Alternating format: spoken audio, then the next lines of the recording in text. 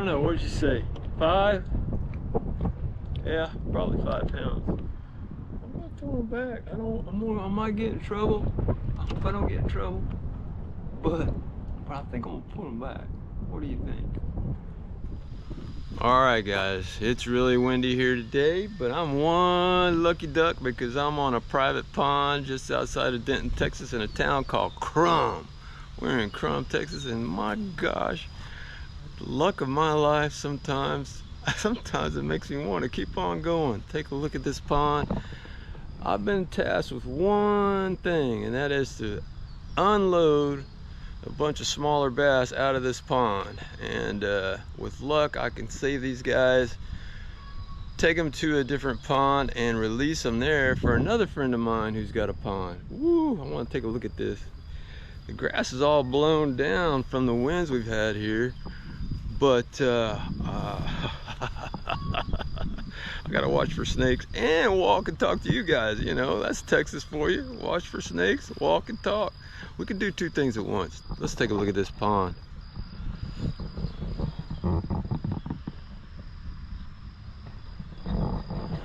It's like about 10 acres. That's a pond in Texas. You know, everything's bigger. So we're gonna load the kayak, get her out there on the water, and see what happens today out here in Krum, Texas.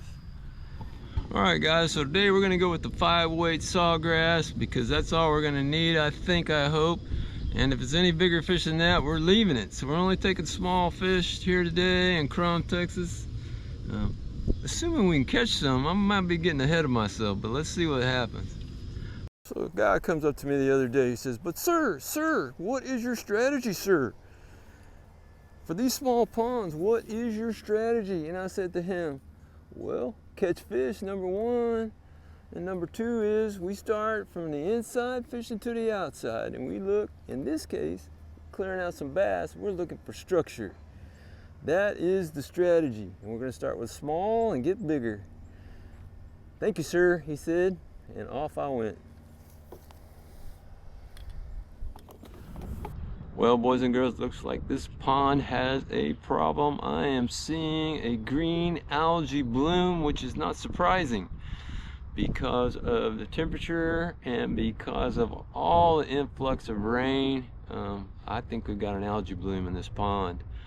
I'm probably gonna have to get a hold of one of my scientific friends and get them out here and just to do an analysis on this.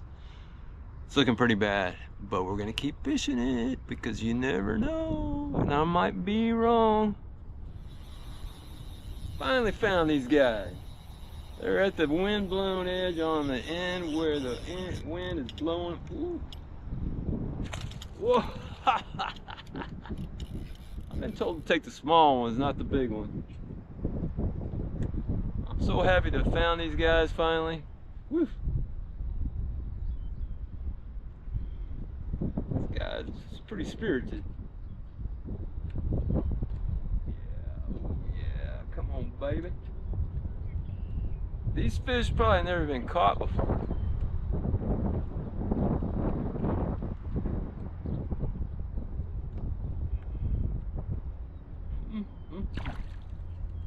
Come here, baby. Come on, baby. Woo! Man, I'd say this fish has never been caught.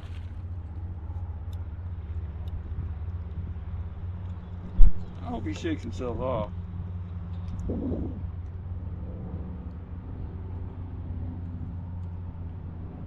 I shifted to red and white clouser, and I'll tell you why later.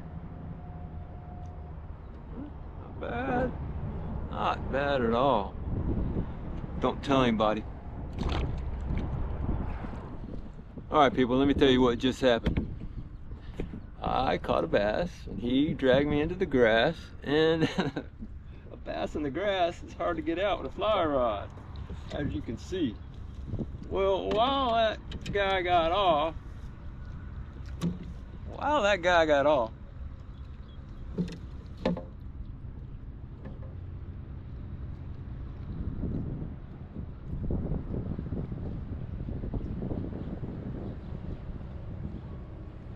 this guy got on. Now the thing is when this guy got on, a bass came up, tried to eat him. So I know we need a bigger bait.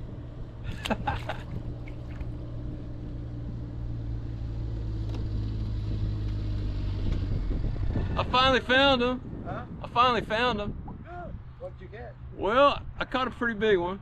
Yeah. I let him go. I don't know how big or small you're wanting me to. Anything. Oh, well, I'm not having such luck that I'm feeling. I think you might have a green algae bloom. I'm not. I mean, not a green. Yeah, a green bloom in here because it's acting kind of strange. Yep. But the fish I just caught, I caught a big old bass, and he got me in the grass, like a bunch of grass. Yeah.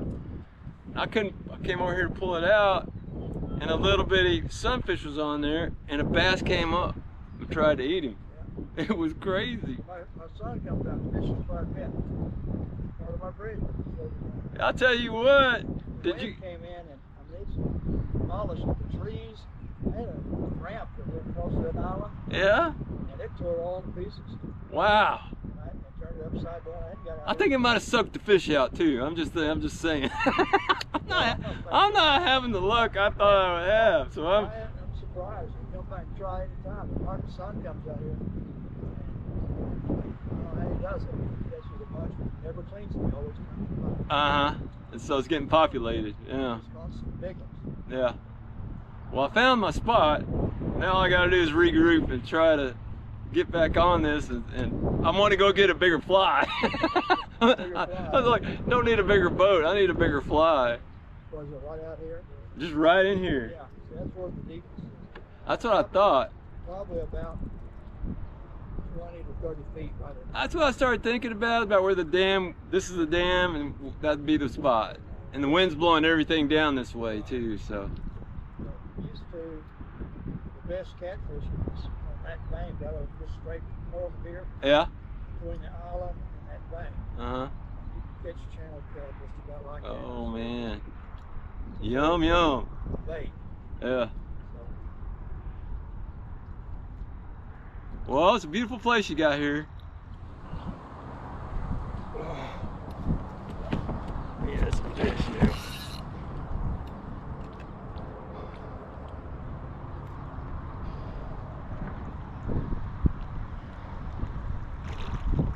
That's a pretty good fish.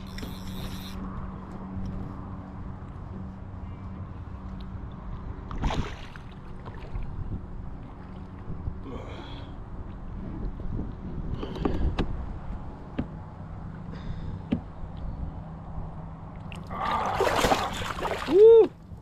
Not happy. Not happy at all. Okay, boys and girls, this is kind of what we were hoping for right here. Nice bass. I'm not taking him out of this pond. That is a breeder. I'm thinking of small ones. This fish is caught. Here's the fly. I did it based on something I'm gonna tell you later. Told you I'll tell you later. But this is the fly right here. It's killing right now. I don't know, what'd you say? 5? Yeah, probably 5 pounds. I'm not throwing back. I might get in trouble. I hope I don't get in trouble. But I think I'm gonna put him back. What do you think? That's a big fish. You keep these in the pond now. I don't want to have to justify this.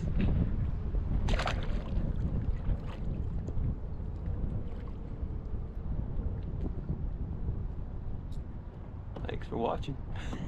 This pond was originally built. It's at least 30 feet deep, which is very unusual for a Texas pond. He told me why it's 30 feet, at least 30. And so I'm gonna switch out to a sinking line, anchor out in the middle, or edge of the middle of all this, not in the middle. And we're gonna drop a sinking line in, and we might even throw some spinning rod. The fish I caught were at the dam. You can always count on a Texas pond to have a dam on it, almost always. And those dams are where it's deepest, typically, because the ground goes down like that. They put a dam across it, and that's where the water holds. So that's where I caught those fish you saw. Let's see what I can do. This is much more of a prospect now. with going out into the deeper part of this pond and seeing what happens. I got all this skinny on this thing now. Maybe I can make something happen a little bit bigger than that last one. Whoa, what a beast that was. Took me under the boat, around the boat. I was holding on to the line, trying to get it underneath the anchor line. That fish was smart. And that's, you know, big bass are usually smart because they're big for a reason, because they're smart. So that's my story, and I'm sticking to it. Time for some frijoles, a flour tortilla, and a drink of water. Switch out to a sinking line, and then I might even throw a spinner rod. You never know. But man, it's already been a great day for me. Hope you've enjoyed what you've seen. Let's see if we can get some more. Maybe we can. Maybe we can. This pond looks like it's got a little green algae bloom going on. He said it filled up really quickly the last 5 feet. It is at capacity. He also said the pond has never gone dry, which in Texas, very unusual. So heading back to the carro, the coche, and get a little shade, get a little water, switch out some gear. Just gonna see what happens. Pretty fun, huh? Oh, let me remind you, guys, man, that fish was taken with a 5-weight rod. You saw the work it got. It did great. Sawgrass, man. This is the bomb. That rod did the job. I think any other rod would have broken under those circumstances because we were under, over, around, and we were all over the place with that fish. And she was smart. That was a smart fish. Ta-da! Okay guys, you ready for your halftime show? Here it comes. Based on what I was told by the owner, I decided to, as I was saying, load up the 8-weight with my sinking line, full sinker. And we're not going to get beautiful about casting a full sinking line because it is not a beautiful thing usually. So we're going to go with the full sinker on the 8-weight, and we're going to go with a spinning rod, probably with a fluffy jig that I tie on the spinning rod, to try to get down and bounce off the bottom and go through the water column at the deepest part of this pond and see what happens.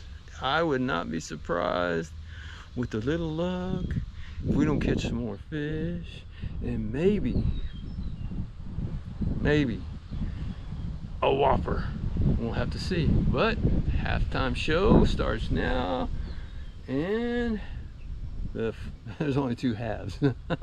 Second half will start in a minute. All right guys, so going into this second half, my strategy is to prospect first, because throwing a sinking line on an 8-weight is difficult and it's tiring. So that's what I'm gonna do, based on listening to the owner and what he had to say about his pond. So that's what we're gonna do. Start with a conventional, probably just a slab. Drop that slab down there, see how deep it goes, and see what happens. Let's go check it out. We're gonna win this second half. We did okay. We're still in the game in the first half. Here comes the second half. All right, boys and girls, the old theory on deep water, it's not as deep as you might think it is, or he thought it was. So it's only probably about 10 to 15 at the most. Prospected that, nothing there.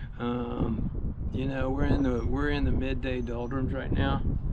I've got a game changer, Blane Chocklett, tied on, made by Danny Scarborough. A really good fly. Ah, there's some bait moving right there. So, and I can't believe there's any bait in here. We're just kind of hanging out. We're probably gonna call this game here in a minute. All right, boys and girls, let me tell you why I went to red. I went to a red over Red Clouser because I was pulling up the anchor over here on one end of the pond, had some mud in it, and what was sticking out but a bright red worm. I was like, well, at least they know what those are. So that is why I went to a red over white clouser, and that's how I caught those fish, was with the clouser. Red over white. Generally, these ponds, these fish will eat anything because they are unaccosted. I think the game is over for today. But what I would say is this pond may be suffering from a green bloom here. It looks like there's a bloom in the water. That's probably because of all the vegetation that went under the water. The pond was low, then the water came up real fast, covered the vegetation, and you're the scientist, not me. I don't know if it's oxygen, or carbon dioxide, or dissolved oxygen, or what missing in the water, what's going on, but there's not the kind of fish catching opportunity here that I thought there was going to be. Bringing a bucket to move fish to another pond a friend of mine has. No, and those big guys, I decided to let them stay, for better or worse. I hope I don't get in trouble. And that's it from this pond outside Krum, Texas. And I'll get a second round when this thing settles in and it starts to fish again. It's just not fishing like a pond in Texas. Thanks for watching, guys. Hope you watched all the way through to find out what the red worm was. And be sure, if you want, like, subscribe, please ask questions and comment. That's it.